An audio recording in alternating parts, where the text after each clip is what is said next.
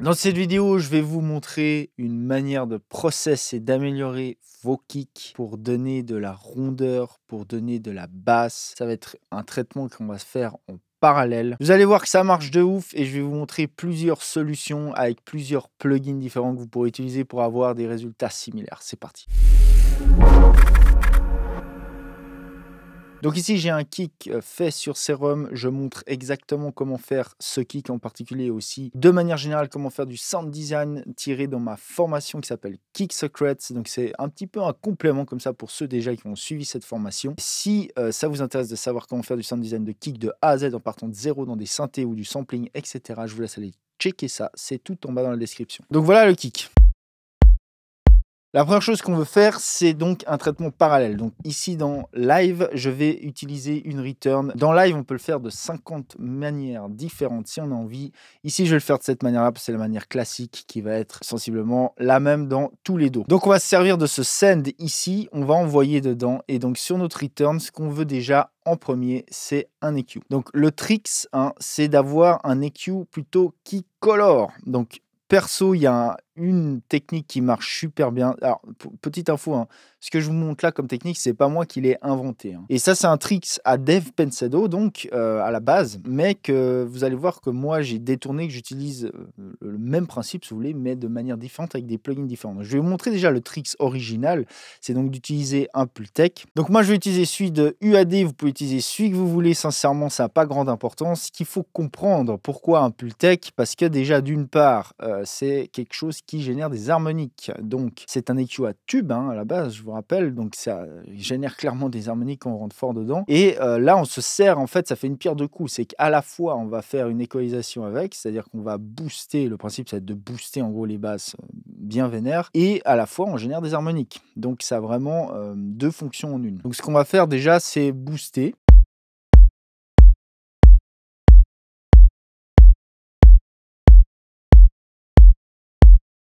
On peut régler la fréquence ici, on peut se mettre sur 60 par exemple, on va essayer.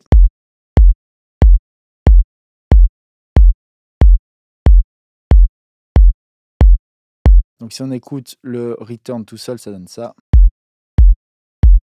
Je vais juste baisser déjà la piste de kick originale pour avoir un niveau correct.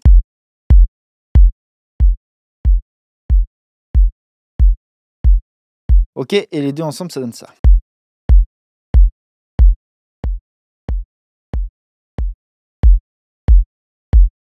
Donc vous voyez qu'on a énormément de basses. Maintenant, notez aussi que j'ai atténué.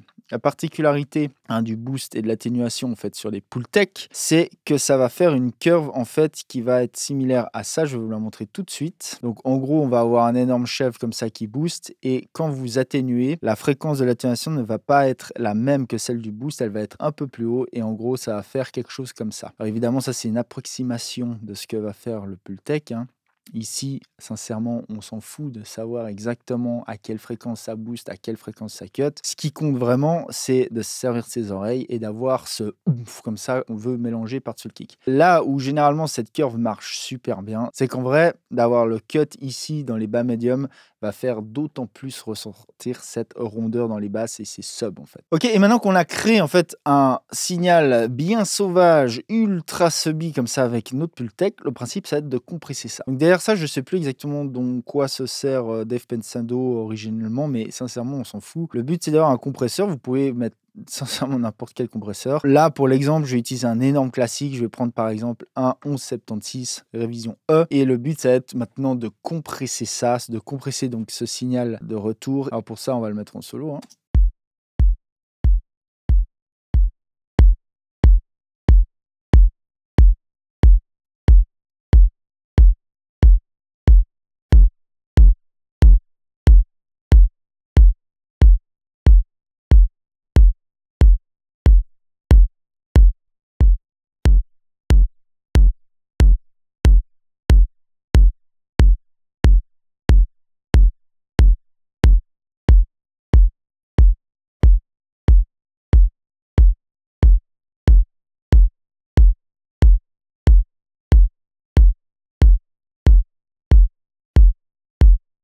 J'ai testé différents ratios, c'était juste pour voir. Sincèrement, le 4 va bien. Ça sert à rien non plus d'aller comme un porc. Ça, c'est vraiment suivant vos goûts, vos couleurs, il y a vraiment pas de règle. Le but, c'est voilà, de vraiment contrôler le signal, d'en faire un truc bien plat et le principe, ça va être donc de remélanger ça doucement avec notre kick original. Donc maintenant, j'ai mon send ici, je peux même le pousser un chouïa plus fort. Je vais baisser ici mon return et on va mélanger ça en parallèle doucement.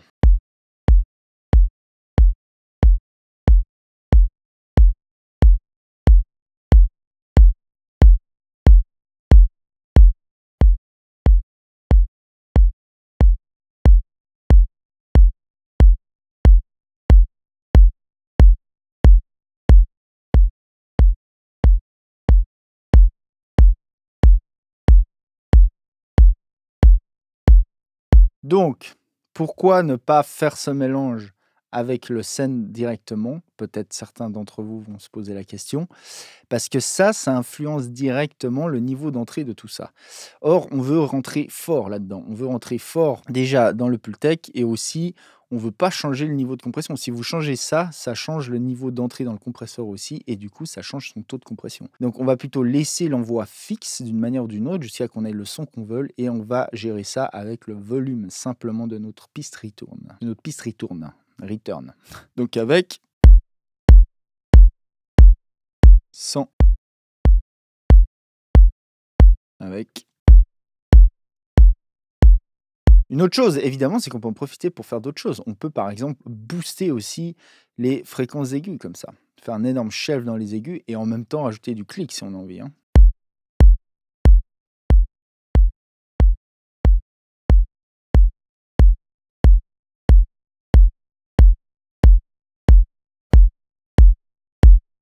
Donc voilà comment vous pouvez rajouter un énorme body, un énorme punch, des basses ou des aigus à votre kick existant. Maintenant, je vous ai promis de vous montrer une autre technique un petit peu plus moderne. Si vous voulez un son un petit peu plus clean et un petit peu plus actuel, par exemple, qui pourrait mieux fit avec des musiques électroniques modernes, des choses qui doivent sonner loud, clean, punchy, etc. On peut avoir la même approche, mais cette fois-ci, on va le faire avec d'autres outils, concrètement. Donc on va commencer par un Pro Q, bête et méchant, pour faire le boost. Et le trick ici, alors c'est pas obligatoire, mais si on veut vraiment garder l'intégrité du son du kick de base, on va se mettre en phase linéaire. C'est sincèrement un des rares cas où le phase linéaire va être bénéfique. On va faire un énorme shelve, on va booster, on va se mettre en solo sur notre return, hein.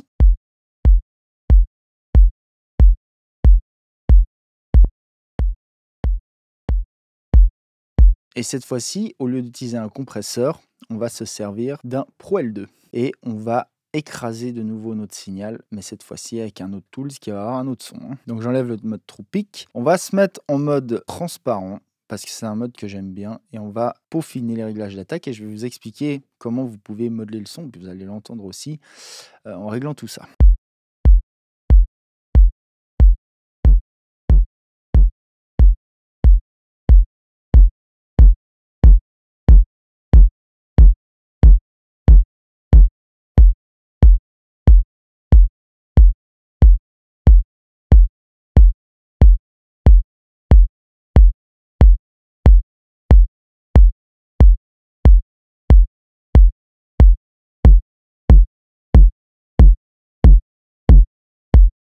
Ok, donc vous avez compris l'astuce, l'attaque, dès qu'on ouvre l'attaque, concrètement sous le capot de Pro L2, ça je vous ferai une autre vidéo, c'est prévu vraiment full là-dessus.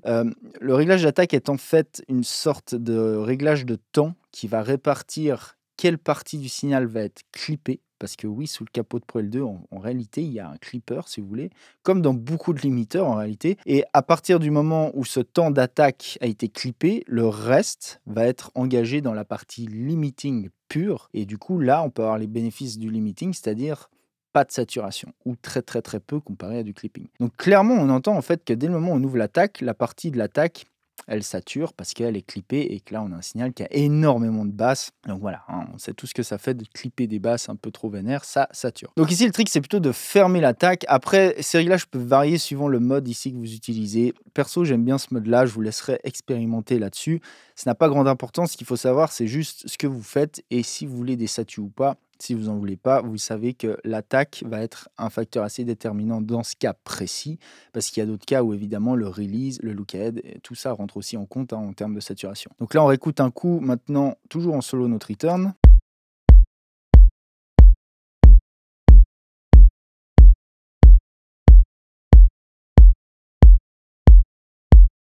OK, et maintenant, même principe, on remet à 0 notre return, on écoute le kick maintenant tout seul sans le return.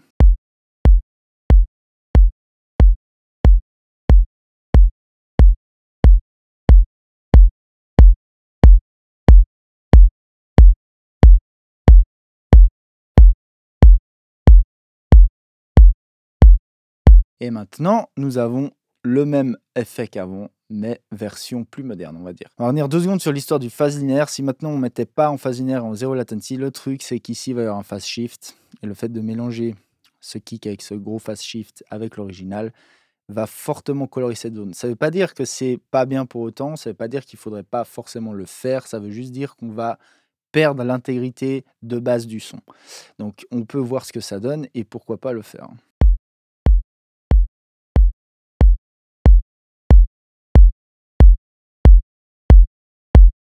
Donc vous voyez que sincèrement ça passe très bien. Maintenant on peut faire juste la différence ici en switchant.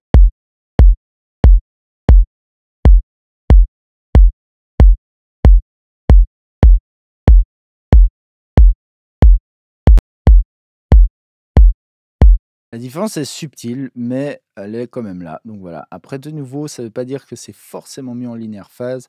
Ça veut juste dire qu'on va plus garder l'intégrité. De nouveau, il faut essayer. Il n'y a pas de règle. Des fois, on peut le faire en 0 latency aussi. Et pourquoi pas, j'ai envie de vous dire. Ok, donc voilà une manière, un traitement parallèle que vous pouvez faire sur vos kicks pour ajouter vraiment comme ça une bonne base bien solide qui marche vraiment bien. Évidemment, ici, vous imaginez bien qu'on peut utiliser toutes sortes d'outils. En gros, vous pouvez utiliser n'importe quel EQ et n'importe quel FX qui va gérer la dynamique derrière, n'importe quel compresseur, n'importe quel limiteur. Vous pouvez aussi clipper. Vous pouvez aussi utiliser de la saturation. Enfin voilà. Ici, je vous ai montré la base du principe. Si vous voulez tout apprendre sur les kicks, j'ai ma formation qui s'appelle Kick Secret. Je vous mets tous les liens en dessous. Et si vous voulez d'autres vidéos sur comment améliorer vos mix, vos productions, je vous conseille ces vidéos. Les gens, c'est Igor Chevalier de Strop Studio. Je vous dis à plus. Ciao.